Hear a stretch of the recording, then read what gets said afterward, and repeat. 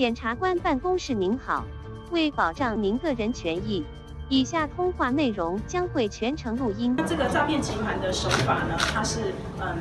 打电话呢，让那个被害人呢陷入贪污案的恐惧。那这被害人呢，他因为害怕自己家人跟他自己的清白，跟影响到家人的工作，陆续在这个被骗的期间呢，共计8次的汇款，总共损失了人民币130万。